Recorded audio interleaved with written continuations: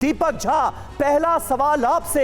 कर्नाटक के लिए, देश के एक राज्य के लिए संप्रभुता शब्द का इस्तेमाल, मानते हैं आप कांग्रेस पार्टी से बहुत बड़ी गलती हो गई, क्योंकि संप्रभुता का मतलब ही है संपूर्ण स्वायत्त सत्ता।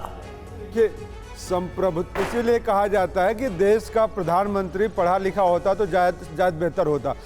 इसीलिए डिग्री नहीं दिखाना चाहते थे कि शायद इनको संप्रभुता का मतलब नहीं है। मोदी जी, अगर इतनी तकलीफ है, कांग्रेस देश बांटने का काम कर रही, तो आप अभी तुरंत कार्रवाई करिए ना। दीपक झा, आपको मतलब पता है? सुनिए, अब सुनिएगा। संप्रभुता का मतलब पता है? संप्रभुता का मतलब आपको भी पता है, हमको भी पता है, मोदी जी को भी पता है। संप्रभुता का मतलब है संपूर्ण स्वायत्त सत्ता। संपूर्ण स्वायत्त सत्ता। राज्य के अंदर अगर आप इंटरफेरेंस करेंगे तो गलत बात होगी ना। राज्य की जनता मुख्यमंत्री चुन रही है, और मुख्यमंत्री इसलिए चुनती है क्योंकि राज्य की जनता का सेवा कर सके।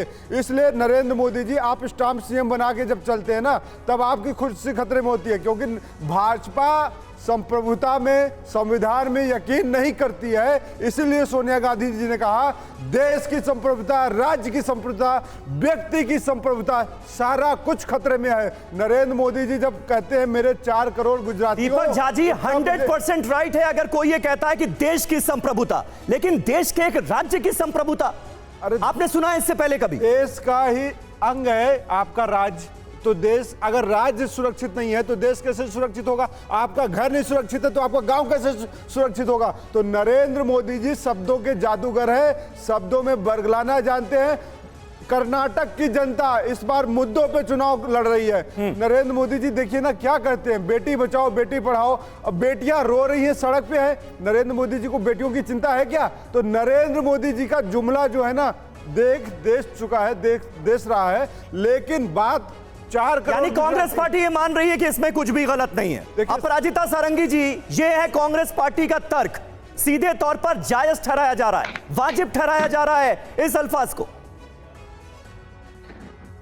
देखिए, 1951 में कांग्रेस पार्टी का आधिपत्य तमिलनाडु को छोड़कर पूरे देश में था, और आज के दिन ये लोग टूटे बिखरे पड़े हैं, और इसकी वजह समझ में आ रही है।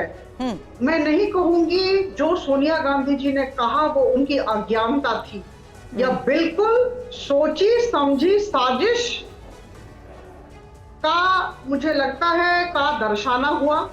और मैं ये भी कहना चाहूंगी कि निश्चित तौर पर ये जो टुकड़े टुकड़े गैंग की बात प्रधानमंत्री जी ने कही, उन टुकड़े टुकड़े गैंग के साथ ये लोग खड़े रहते हैं। और जैसा कि कहा गया, विदेशी ताकतों को साथ में लेकर कैसे हम भारत में इंस्टेबिलिटी लाए, अस्थिरता लाए, इस दिशा में ये लोग कार्यरत हैं।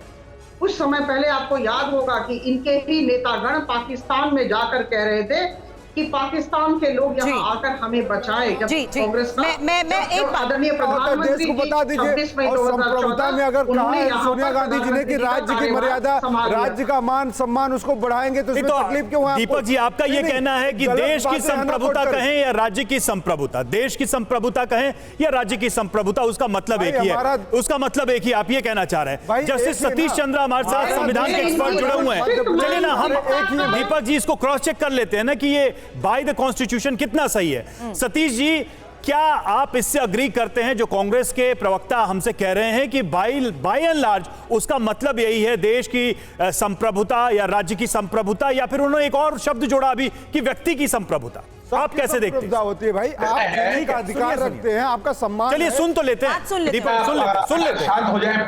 देखिए, मुझे पॉलिटिक्स से कोई लेना देना नहीं है। बिल्कुल बिल्कुल। मैं कहना चाहता हूं कि जो संविधान की स्थिति है, आर्टिकल 1 के अंदर उन्होंने कहा कि भारत एक यूनियन ऑफ स्टेट्स होगा, यानी कि राज्यों का संघ होगा, और उनके राज्य के, हमारे कॉन्स्टिट्यूशन में उनके अधिकार क्षेत्र को डिवाइड किया गया है 3 लिस्ट में, स्टेट लिस्ट, यूनियन लिस्ट और कंकरेंट लिस्ट, और उसी के अंदर वो अपना पास कर सकते हैं। अब जम्मू कश्मीर की अगर असेंबली चाहे भी तो भी वो भारत से सक्सेशन नहीं कर सकते, उससे अलग नहीं कर सकते, वो तीनों लिस्ट के अंदर आता ही नहीं है राज्य के क्षेत्र के अंदर। तो इसके लिए तो नहीं हो सकता कि ये संप्रभुता वाली बात जो है वो आ जाए। सॉवरेनिटी जो है ये एक इंटरनेशनल टर्म है, और इसके लिए हम यूज करते हैं इसको जबकि कोई भी देश स्वतंत्र हो जाता है तो वो इंटरनल और एक्सटर्नल, जस्ट मोमेंट, इंटरनल और एक्सटर्नल मैटर में अपने डिसीजन खुद लेता है, और वो एलिजिबल हो जाता है कि यूनाइटेड नेशंस की मेंबरशिप को एक्वायर कर सके। तब उसके लिए सॉवरेनिटी वर्ड का यूज किया जाता है इंटरनेशनल लॉ के अंदर। मुझे लगता है इस केस के अंदर शब्दों का चयन जो है थोड़ा गलत हो गया है।